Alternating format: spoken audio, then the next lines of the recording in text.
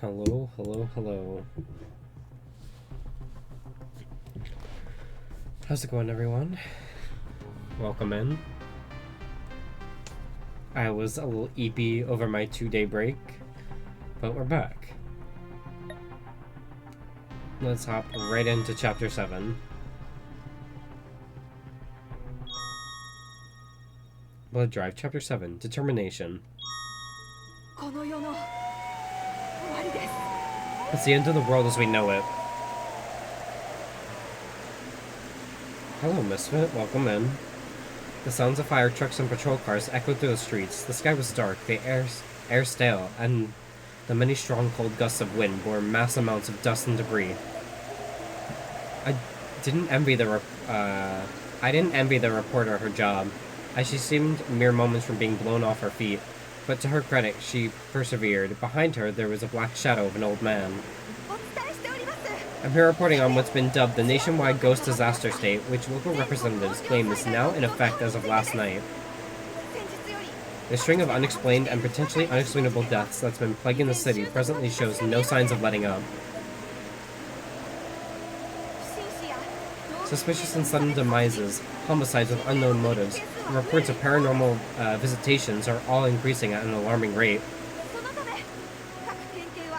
I'm currently in the safety of my home to watch this unless someone walks into my room when something weird happens. Let's go! The police forces in each prefecture are still weighing their options for dealing with this issue, and few have made any official statements thus far, frustratingly. The old man shadow in the background began acting strangely, jumping in place and making various other aimless motions. The Metropolitan Police, meanwhile, has suggested that all locals travel to a safe location in groups of 3 or more as soon as possible, remaining indoors until further notice. The sudden devastating appearance of the black pillars throughout Japan last night has also led the MLIT to declare a state of emergency, setting up disaster shelters and lookouts. Official word from local bureaus on how these pillars are affecting traffic, the status of damage to the rivers, as well as any countermeasures being taken can be seen here. Experts have analyzed the pillar's composition and concluded that they're made of previously unknown material. They've tossed around names like spirit matter and entity wall. Due to their rapid growth and their complete inability of even seismographs to predict where they may spawn, the number of casualties is quite high, and the global tensions are even higher. Everything up to and including industrial cutters and blades has been employed in an attempt to cut through these objects, but with absolutely no effect. The Ministry of Defense is using JSDF data to explore the strong possibility that these pillars are related in some way to the aerial sphere that hovered in our skies only days ago. I have here a list of newly appointed relief shelters, so if you live in one of the designated evacuation areas, please take note of the information on your screen. This information is also available on our website and through our mobile app. But do note that any gymnasiums and schools shown in white are full, so you'll need to look elsewhere.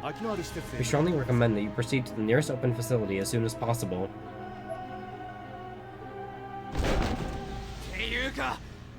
But if these things can spout up anywhere without warning and give you no time to escape, evacuation is meaningless. There's not a damn thing anybody can do to stay safe. Whether you die or not is just dumb luck. When the hell are the police going to get off their asses and make a statement? Are they scared of public outcry? Are they hiding something? The middle-aged announcer was yelling at the top of his lungs in an absolute frenzy. He kicked the studio desk to the ground. A black shadow of a woman could be seen behind him.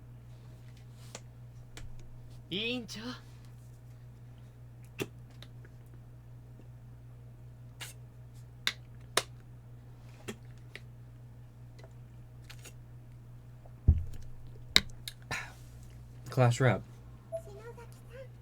Shinozaki. Ayumi. Shinozaki. Huh?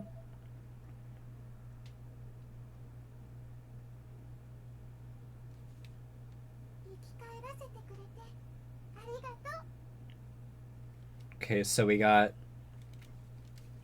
sexual harasser, pedo, necrophiliac, and incest. Let's go. Oh my god, wait, no. The 4 horsemen of the apocalypse. Sexual abuse, pedophilia, necrophilia, and incest. Oh, I hate it here. Thank you for bringing us back to life. You mean I did it? No, dumbass. Get fucked. But a whole lot more people have died now. Oh? The room grew dark, and each of the 4 figures who stood before me slowly melted into the blackness, becoming indistinct silhouettes. Even Mochida, Nakashima, and Kishinuma have died. So many people gone. What's this? Even we haven't actually been revived, huh? What was it you were trying to do again, Ayumi? No. No! I screamed and looked up. It was just a dream. I was at home watching TV. I scrunched myself up again, putting my face to my knees. Bring them back, bring them back. I was like a broken record with that. But it was a doomed idea from the start. Everything I've done had been pointless. So what do I do now? I thought I could revive them. I really did. I mean, if I can come back to Yoshi's house, despite those injuries and losing my sister, then anybody should be able to come back. I raised my face to my from my knees, my eyes red and burning. Then, as if I hadn't already had enough tragedy in my life, I heard a loud crash outside my house. It was unmistakably a car, a wreck, rather a severe one at that. The car's alarm was going off, but I was trying my best to ignore it. I didn't need this right now, so simply I wasn't going to bother with it. Sis, what do I do, sis? Sis.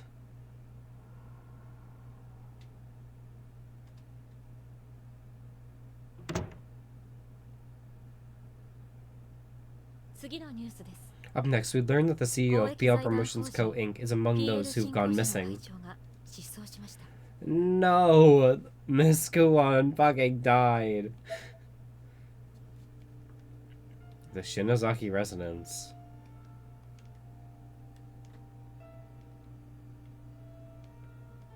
I need to go to the front door. Fuck the front door. There's no reason for me to go upstairs. She's pissed. The car alarm outside was still going off, and it was getting harder and harder to ignore it by the second.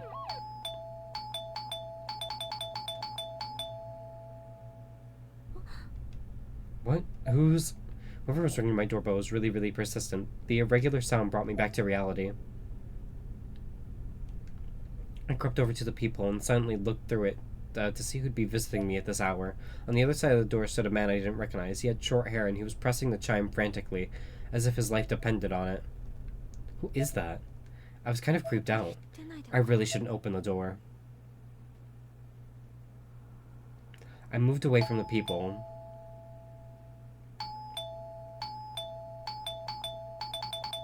No, I'm good.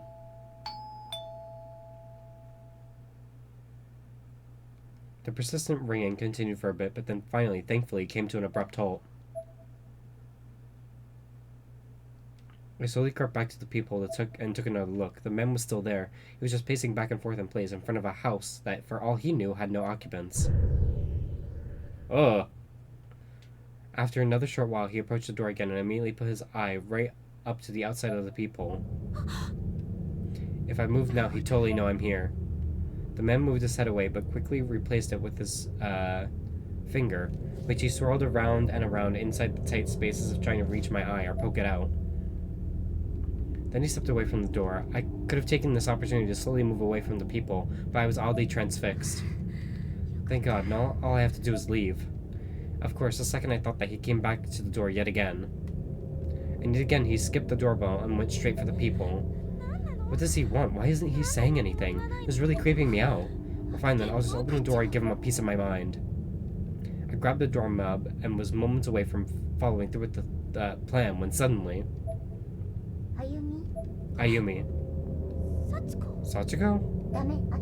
Don't open it. What? He's dead. Sachiko. I slowly turned to look at her. Their nirvana is the world of the dead, and that world is coming here.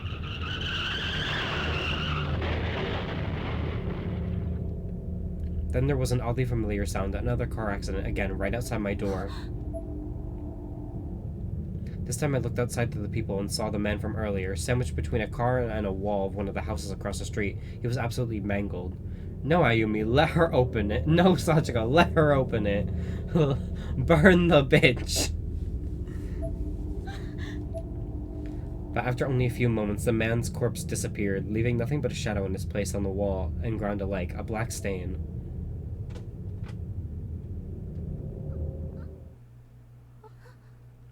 You know, after seeing all these dead bodies and, like, running around Heavenly Hosts for 2 months, I would have been completely desensitized to this shit by now.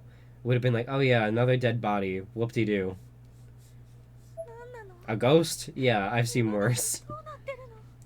What is this? What's happening to the world? Well, if it isn't the consequences of my own actions. Not that I even really had to ask. Period. Is this from breaking down the walls of the Nirvana? Is this from doing the thing that I knew I shouldn't have been doing? Dumbass. I wasn't just asking myself, I was asking Sachiko, whose presence still remained just behind my back. But she just looked up at me with sad eyes. That person just now was one of the deceased, and if he turned into a black stain, then...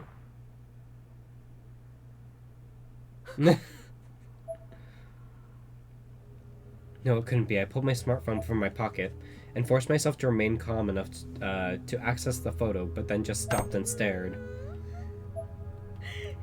God, no.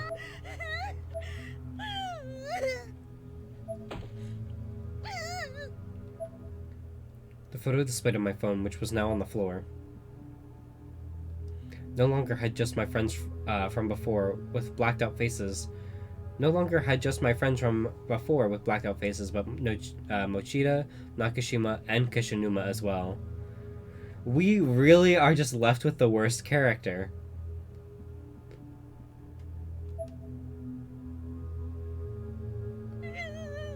All my friends are dead. All my friends are dead. I pounded the floor with both hands and shuddered violently. Thou shalt repent. The end of the world is nigh. Plague be upon ye. God shall not forgive those who are clean and indiscreet. Some cultist group was speaking on TV. I guess the news must have ended at some point when I wasn't paying attention. The end of the world, huh? This time I was just plain talking to myself. Oh, hey, bitch. That's right, the end. Who would ever thought the last remaining Yagura could have enough suicide bomber determination to dream up something like this? Oh, hey there. Magari appeared in the hallway. I had no idea how long she'd been there, nor how'd she gotten in. I know she still had her heels on, though. It's you.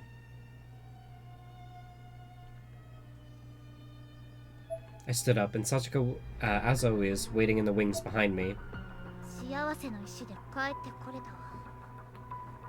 Oh my god, wait, I didn't notice. Her whole outfit is, like the colors of the trans flag. Let's go. Trans representation, in Corpse Party. I don't know if that's what they were doing, you know, intentionally, but, you know, it looks good and I like it. I came back with the Ever After Stones, used them in midair while I was falling down the bell tower. Heavenly Host is totally destroyed though, so these are just plain ordinary stones now. To demonstrate, Magari snapped the two together. Nirvana, I summon the dead. See? I probably flinched, but she was right, nothing happened. Within the next few hours, this world will be totally blanketed in chaos. It's going to be the new land of the dead. Sucks, huh? This is seriously the cataclysm. And to top it all off, that's my order on TV there. Fucking shameless, aren't they? Even I've got to draw the line at that point. She pulled back her chin and flashed me a strained smile. Oh yeah, your parents went crazy and joined, so you know. This day couldn't have been much worse for me. Are you okay leaving things like this then? Megari wasn't mincing words, it seemed. I held my head in both hands and looked down at the ground. If you feel responsible, come with me for a bit. I have something to discuss with you about your bloodline. Megari approached me and grabbed my arm. Satsuko, still right behind me, began to growl like a guard dog. Get your hands off me. I can't even save my friends. I can't do anything. I don't know what the hell difference the bloodline of the Shinozakis is supposed to make, but I'm just Ayumi, and Ayumi's worthless. Agreed? Agreed. Ayumi's worthless.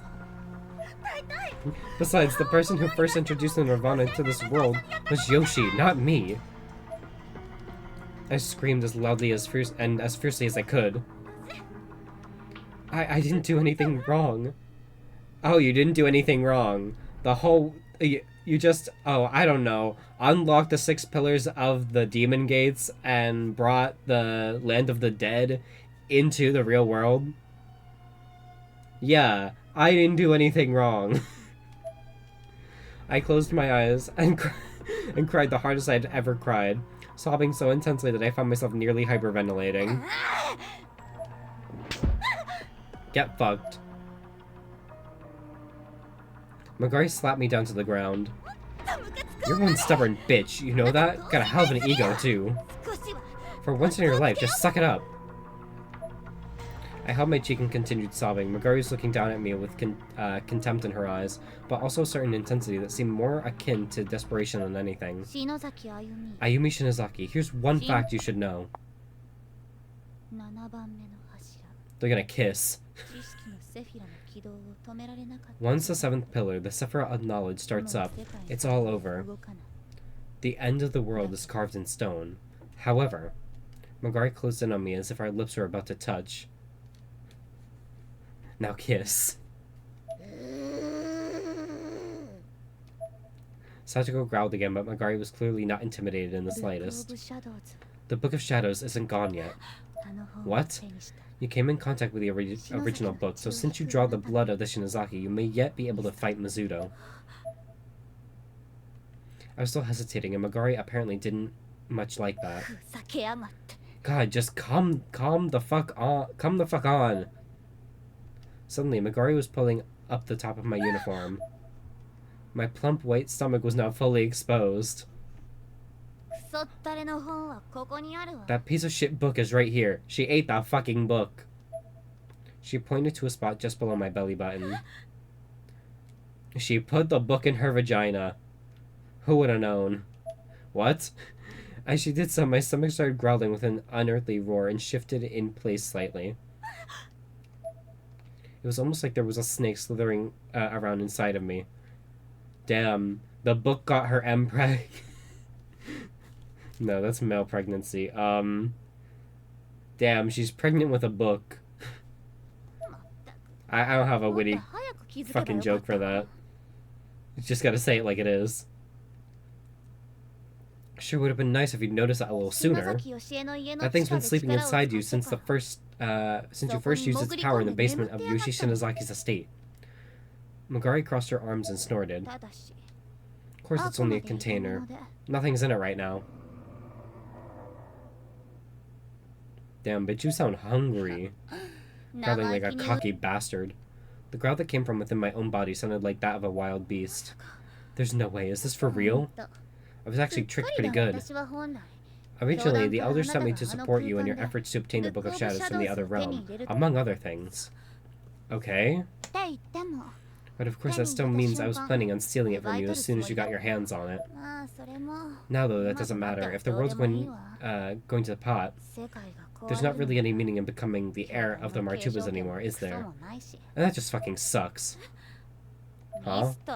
It all goes back to Mizuto. Mizuto! If that little fucker thinks he's won the war, he's got another thing coming. Don't you just want to slaughter him like a pig right now? You should stop being such a pussy and look at all the things you're capable of. There'll be time enough to abandon all your potential after you're dead. My eyes began to well up again. Are you saying there's still something I can do? Megari's expression turned deathly serious. Do whatever you can to bring the Book of Shadows out of your body and gain control over it. If the book recognizes your determination, it should extract itself naturally. And if you have the power of the book at your disposal, it'll lead the way right back to Mizuno's nirvana.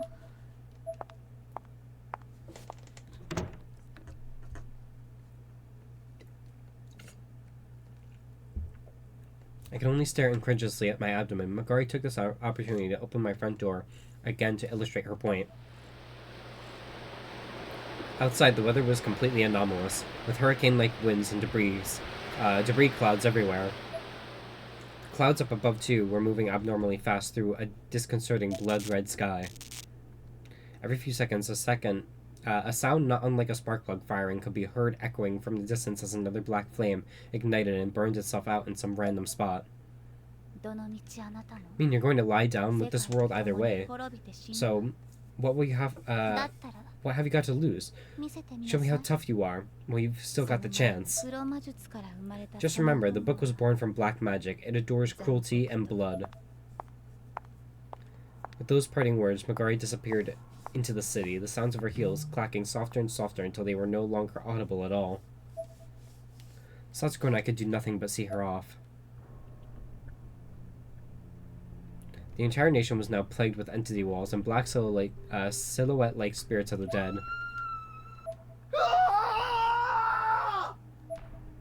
The entity walls were rapidly destroying schools, downtown bypasses, and other crucial traffic cornerstones, and even rescue shelters, creating countless new casualties by the minute. People were running in the streets, panicked and confused, and almost certainly not much longer for this earth.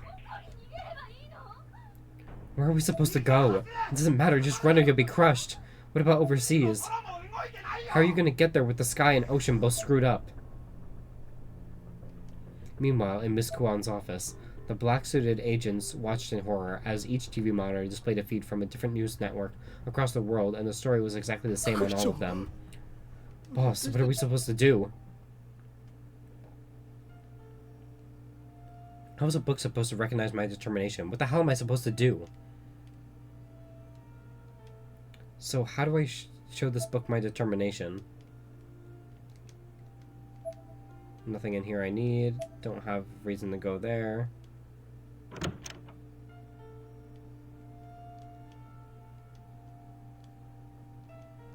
Numerous unsettling shadowy figures are silhouetted on the sliding screen, separating the living room from the outside. Going out now would be a terrible idea. Oh, the mirror's not real. Every channel is reporting almost non-stop on the nationwide ghost disaster state. That's an effect. Too bad no one seems to have any worthwhile information to contribute, though. The lack of sunlight these past few days has really taken its toll, not just on the people here, but on the plants as well.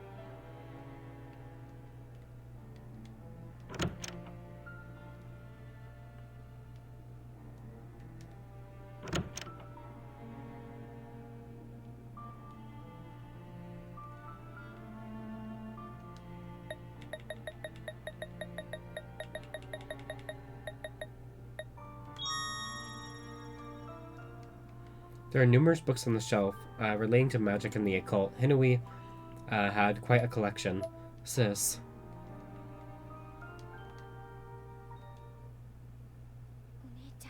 Sis, give me strength. In front of the mirrored dresser sat Hinui's zodiac dagger.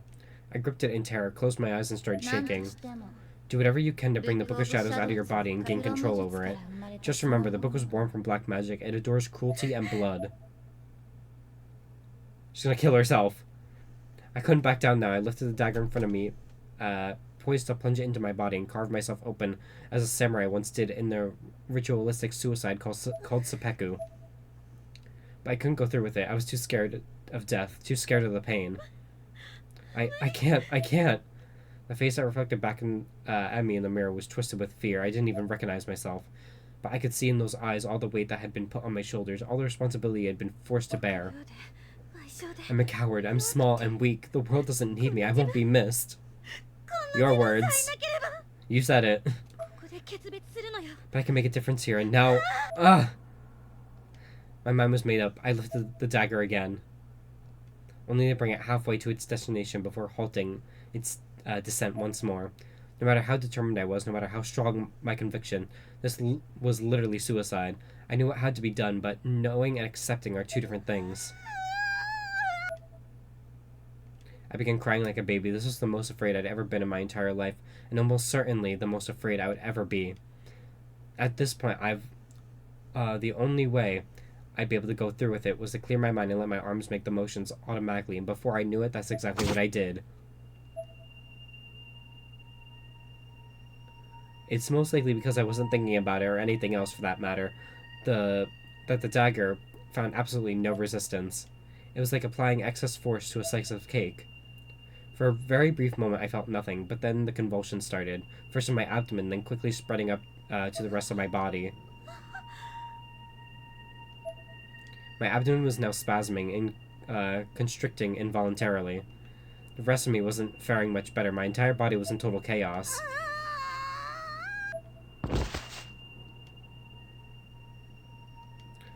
The extent of the agony I'd felt at that moment was absolutely impossible to convey. It was all-encompassing. I was utterly incapable of focusing on anything else. My lower body was spewing bright red blood, thick black blood, and unknown yellow substance. Piss! And all of which were blending together into a slurry that was, at its core, my life essence. This went far beyond anything I could have ever imagined. The sheer shock of it rendered my mind jumbled that I simply could not untangle. I knew there was no reason I'd done this to, there was a reason I'd done this to myself, something I absolutely had to do, and it was crucial. But regaining enough cognitive function to do it would be a challenge. I can't do this. To cut across yet and remove the book, there's no way. My head was swimming as I tried beyond all reasonable measure to hang on to consciousness just long enough to complete the task at hand. I could still see my face in the mirror, but only just as the blood that had been spurting from my abdomen had largely glazed it over. It was a truly frightful sight, comparable to, if not more disturbing than anything I'd seen in Heavenly Host. I can't do it. I felt feeble, helpless, and the face in the mirror was smiling at me for it, darkly, obscenely. You can't do it. Jet black crows flew by outside the window. And in that moment, a fire sparked within me. Feeling oddly resolute, I gripped the dagger jutting out from my abdomen.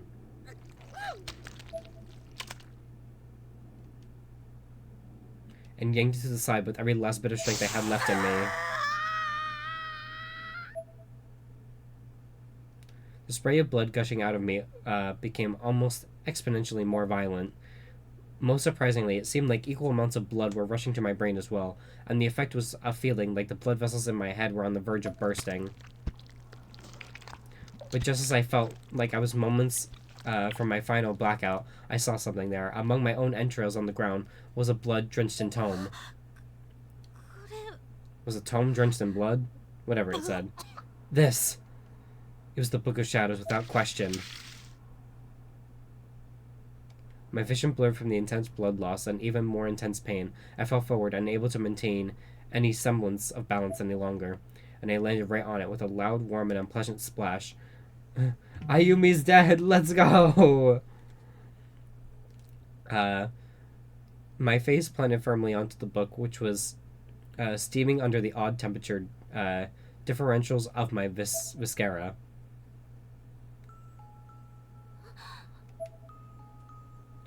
I awoke with a start. I was still in Hinoi's room.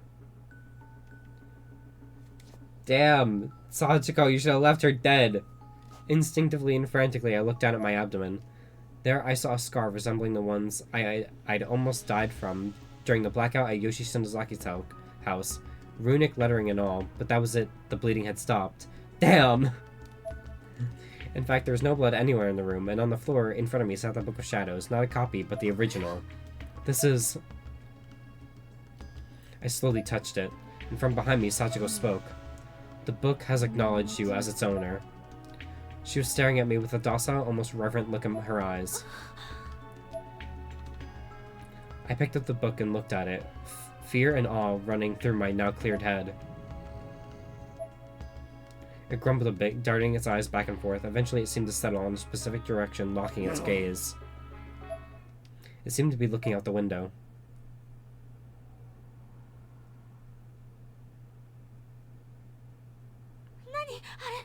What is that? Most likely the entrance to the Nirvana. Wait, Kisaragi Academy is in that direction. Dad, Mom, thank goodness, I was worried sick about... The world has ended. The world has ended. Dad, Mom.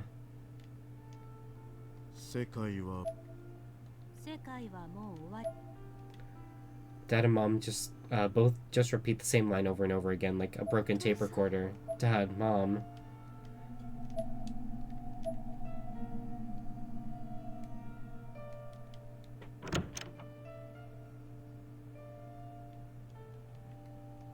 I have to hurry and get to Kisaragi Academy. No, I want to go upstairs. Okay.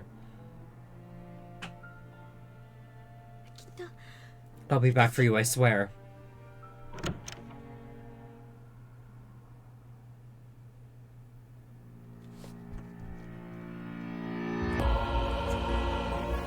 Oh, let's go. We finally get the anime opening.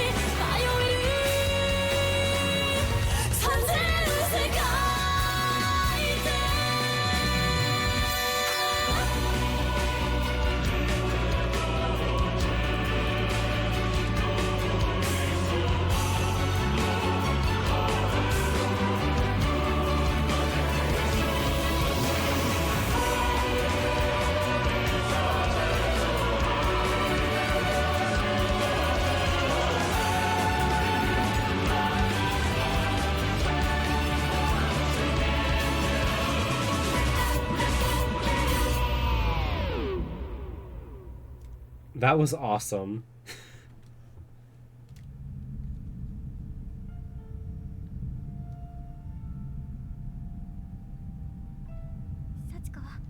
Sachiko, I can't believe I'm saying this, but having you on my side is kind of reassuring. Sachiko looked at me with sweet, innocent eyes. Yeah, we killed her for the second time, and now she's our friend. When I arrived at Kisaragi Academy, I got a much better look at the phenomenon. It was like a whirlpool with a red, dully shining hole in the middle, in its center. I can't read. Was this the entrance to the Ever After? Beyond that is the Nirvana. Kinetic magic? Like how witches fly? No way.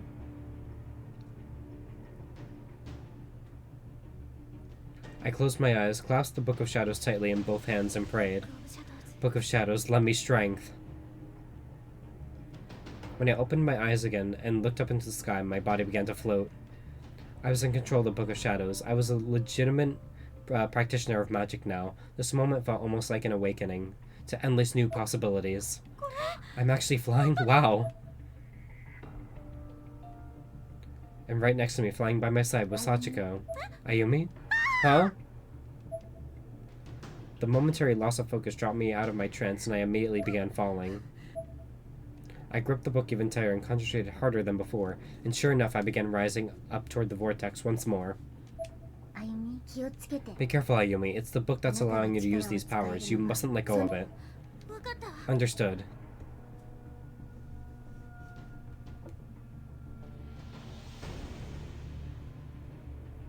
This is a really nice shot. I like this art piece. As I flew higher, I could see Magari sitting on the roof of the school. I don't think I originally liked Magari. I liked her design, but now that I know, like, her motives and shit, like, she was there to help us the whole time, but, you know, she did have, like, her own reasons to try and double-cross us. Damn, she's also skinny as fuck, yeah. As I flew higher, I could see Magari sitting on the roof of the school. Looks like you managed to gain control over the Book of Shadows after all. I underestimated you, Ayumi Shinozaki. You've been installed an escalator from Kisaragi Academy right up to the Nirvana. Not too shabby. There's one more thing you should probably know, though. That Nirvana's encroachment upon the direct connection to its world isn't really your fault at all. The very moment that Heavenly Host Nirvana first appeared in this world, no, even farther back, at the moment when the Book of Shadows was first created, the coming of this apocalypse was basically an inevitability. Yeah, but she didn't help it. Oh, actually, she still, even though Yoshi created the Nirvana from the Book of Shadows, and the Book of Shadows was made by the Martubas, if I'm correct. It was either the Yagoras or Martubas that made the Book of Shadows. Yoshi got in contact with it, made the Nirvana. Sachiko ate the fucking Nirvana and became, like, its ruler. And then Ayumi was like, I'm gonna go save all my dead friends, and she unlocked the 6/7 demon gates. So, yeah. Ayumi didn't really help the apocalypse. So, the Shinozaki family line is just fucked. I looked into Magari's face. She was being completely sincere. The former owners of that book, including Yoshi Shinozaki, all tried desperately to stop it, or at least slow it down. And when they learned they couldn't, they left that fate to the next generation instead. That's why the book continued to be handed down through the ages. I see. What that means is this all would have happened anyway, with or without you. Save for one thing, your actions resulted in the power of the Nirvana being handed over to Mizuto, the surviving member of that fucked up Yagora cult. And you do need to take responsibility for that. Responsibility. You have the real Book of Shadows, but all the power of the Nirvana, broken up and distributed throughout Heavenly Hosts, has been absorbed by Masuto's fake book. If you can get it back and seal it in that one, though, you can easily outclass him. If you can go one step further, taking the Nirvana's core, then that book will be complete. Now it's time to strike. Go on in there and fuck him up. This is only chapter 7. There's chapter 8, 9, 10, and 11 still left. Before the world ends, let him see what real power tastes like. I'll be watching.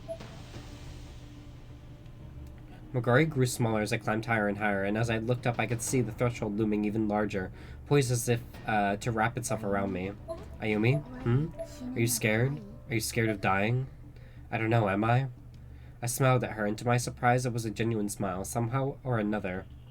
I was feeling very calm. Sachiko looked at me with wide eyes. What's wrong? She turned away briefly, then looked over at me once more. It almost seemed like in that brief moment she changed expressions in much the way someone would change a suit. Ayumi, what you should be scared of is Sachi, and the person in the Nirvana's core. Don't let your guard down. The person in the Nirvana's core? Isn't that Mizuto? No, there's someone else. I looked back up to find myself practically right on top of the hole in the sky that stood in front of the abnormally huge red moon. I'm not red. My hat's red. And with my conviction settled, I jumped in. The harsh flash, the nausea, and the retching tightness in my chest caused me to lose consciousness for a second. But then I awoke to find that heaven and earth had switched places, and looked as though I were falling headfirst into a massive storm of flashing lightning and roaring thunder. Anti-moon. True. It almost seemed like I was previewing what the world would look like after its destruction. In the sky, there was an enormous face of a doll, and the walls around me were all made of flesh. Flesh. I clenched the Book of Shadows with both hands as I slowly made my landing in this new version of the Nirvana. It was a mountain of rubble.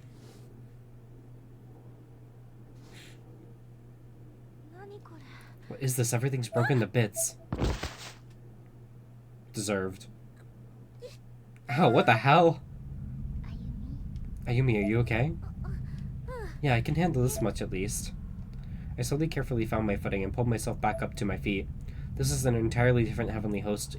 It bore almost no resemblance whatsoever to any version of the school we traversed previously. Heavenly Host Elementary turned into this? Where are the others? Mochida, Nakashima, Kishinuma, Miss Kuan, Aiko! Bitch, didn't you all see they all died? I called out to my friends, but received no answer. All I could hear was the rumbling and twisting of the air around me.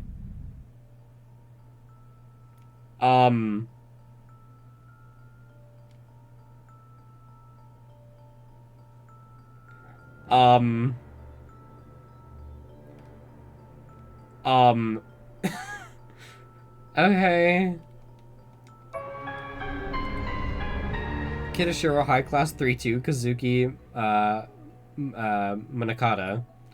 Crushed by a piece of the school. Really, who would have thought? Can I go this way? They're all fucking dead. Do y'all have name tags? There was no mistaking it. In the middle of the wreckage, pieces of clothing from Kishinuma, Mochida, Nakashima, Miss Kuan, and Aiko were all clearly visible. I think that's more than just their clothing. And the unfortunate souls who were wearing these clothes were all buried under fallen beams and other debris, and surrounded by a veritable sea of blood.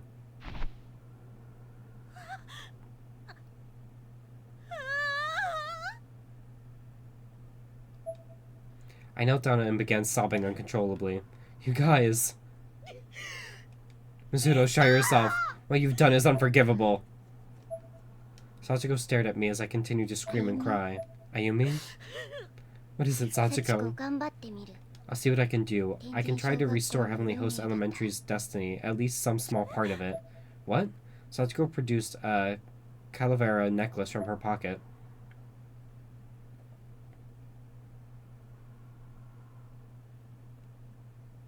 Isn't that the necklace we gave to her in Sachiko's hysteric birthday bash? Or it might have changed the lore, I don't know. The developers said that the fan service game was only supposed to be fan service, but a lot of it became canon. Like, a lot of it. The skeletal figure on the chain made a slight hollow clinking sound as it was handled, very much as actual bone would. It looked handmade and seemed oddly warm, like a keepsake. What is that? I had this weird feeling that I'd seen this object somewhere before. Okay, yeah, that is the necklace we gave to her in the birthday episode, or game. I swear that looks familiar, but from where? Though she was looking down at the ground a bit, slightly guilty and slightly guarded, Sachiko giggled slightly. This is my treasure. A big smile crept across her lips, and for a moment she looked every bit the part of an ordinary little girl. Huh? I was confused. Sachiko placed her hand on the Book of Shadows. Fact loop. And the book spoke. Repeat the same day. Followed by Sachiko.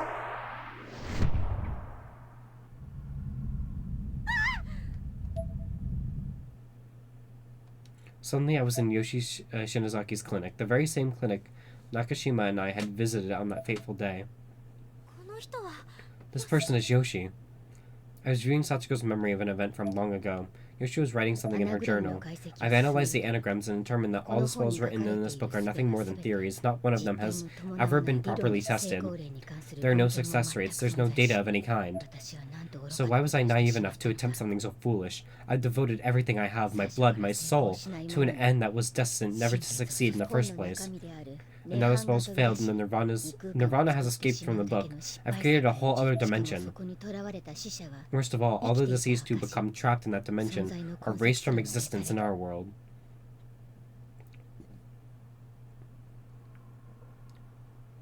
Sachiko came into the room from the back. Her eyes met with Yoshi's and she smiled. However, since I was able to suppress the stray nirvana, Sachiko stood obediently by her mother, wearing the white dress we'd seen on her in Heavenly Hosts. Yoshi patted her on the head approvingly. Sachiko then coughed out a fine black mist, but sucked it back into her mouth like a carp. I could at least rescue one person's existence from that shadowy forgotten fate. The face on the image was blacked out, like those of Seiko and others. However,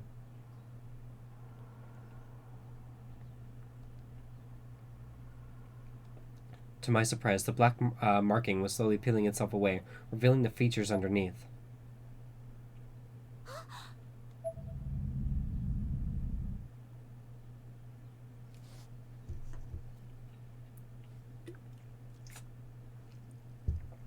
My vision slowly cleared, and when it did, amidst all the rumbling and shaking, I found myself back in Heavenly Host Elementary.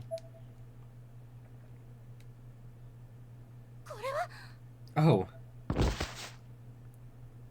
Then promptly Sachiko fucking died. Again. Then promptly Sachiko collapsed to the ground. Sachiko! Without thinking, I picked her up and held her limp, light body in my arms. She must have used up her spirit energy, as she was clearly drained. She was breathing, but only very lightly.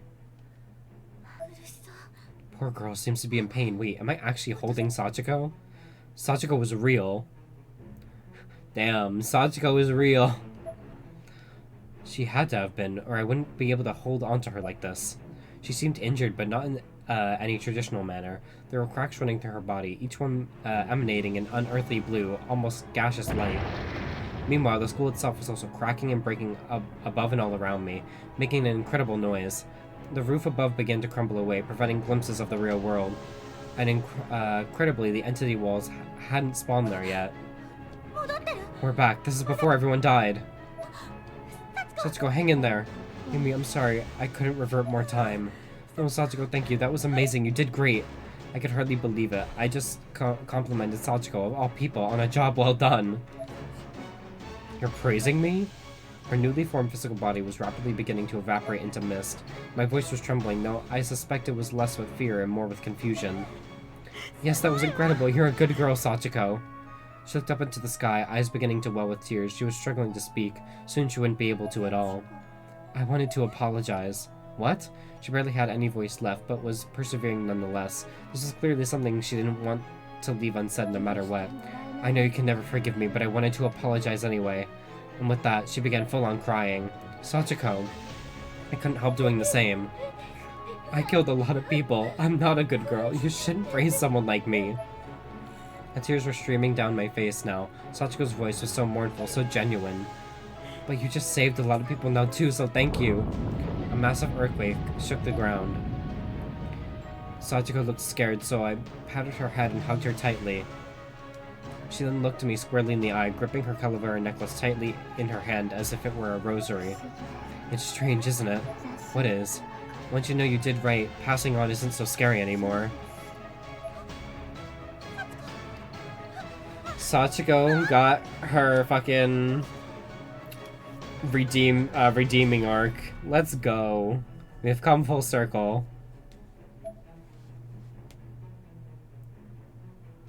Sachiko and the blue light alike both disappeared completely. She was gone. The being I was hugging just moments ago no longer existed. All I could do was clench my fist and mourn.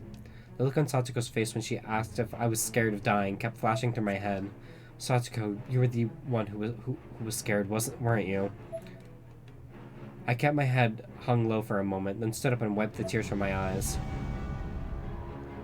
Accompanying the sound of rumbling, one single entity wall now stood in the real world. The cycle was beginning anew. Watch over me, Sachiko. One Shinozaki to another. Now she finally says it. She hasn't said it the whole 3 games, but... And, like, she doesn't say, oh, we're related, but she finally implies, or finally says we're related. Goddamn. That's all I wanted.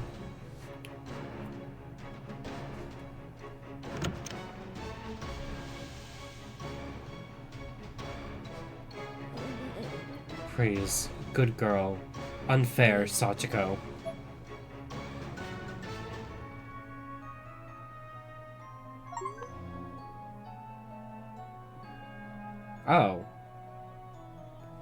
Chapter 7, Determination, to be continued.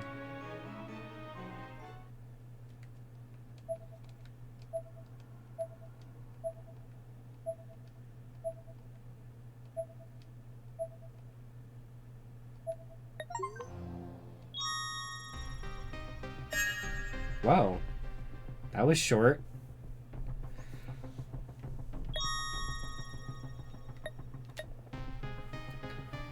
Well, that was Corpse Party Blood Drive Chapter 7, Determination, Episode 8.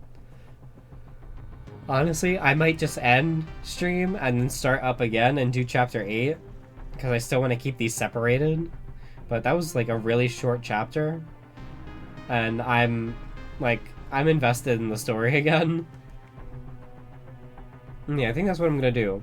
But thank you all for joining me for Chapter 7, Determination. If you're watching the VOD, thank you for watching the VOD. If you're watching on YouTube, thank you as well. And I will see you guys next time. And for Misfit and whoever else is watching, I'll see you in a few minutes. Goodbye.